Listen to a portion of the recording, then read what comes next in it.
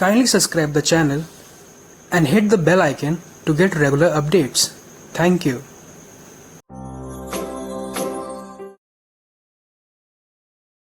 Hello students, good morning.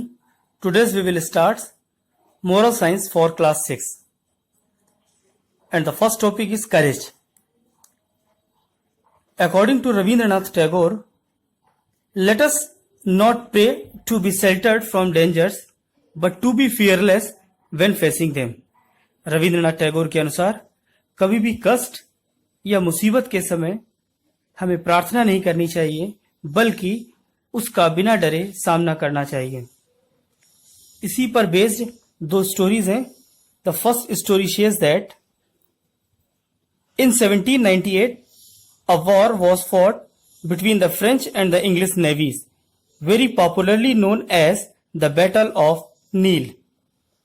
1798 में अंग्रेजी नौसेना और फ्रेंच के बीच में एक युद्ध लड़ा गया, जिसको मुख्यतः नील के युद्ध के नाम से जाना जाता है।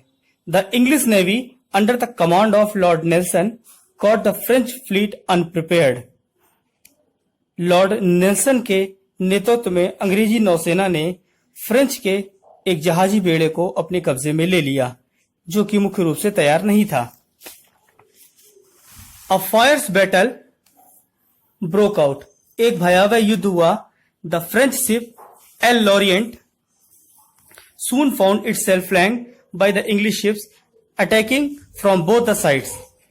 अंग्रेजी नौसेना के दोनों ओर से किए गए आक्रमण पर फ्रेंच का एल ओरिएंट नाम का एक शिप उनके कब्जे में आ गया।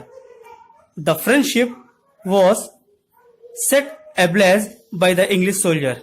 अंग्रेजी नौसेना के द्वारा उस फ्रेंची जहाज को जला दिया गया। इट वॉज देन, ऐसा तब हुआ, then they saw an amazing sight in front of them. तभी उन्होंने अपने सामने एक आश्चर्यचकित दृश्य को देखा। On the burning deck there was a boy standing alone at his post. On the burning deck, deck is the roof of ship. उस जलते हुए जहाज पर एक लड़का जो कि अपनी पोस्ट पर खड़ा हुआ था, अपनी जगह पर डटा हुआ था। ही वॉज कैसाबियानका, इसका नाम कैसाबियानका था।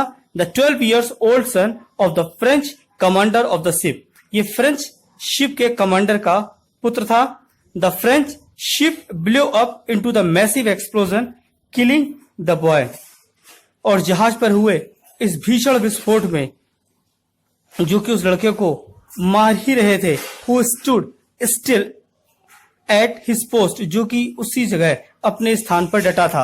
How ever the account of boy, जबकि बहुत सारे ऐसे लड़के, ऐसे लोग who stood on the burning deck, जो उस जलते हुए जहाज पर थे, वॉज नॉट लॉस, देखा कि it was narrated several times, ऐसा कई बार बताया गया है, बाई दोज, उनके द्वारा, हु विटनेस द सीन, जो इस दृश्य के गवाह थे।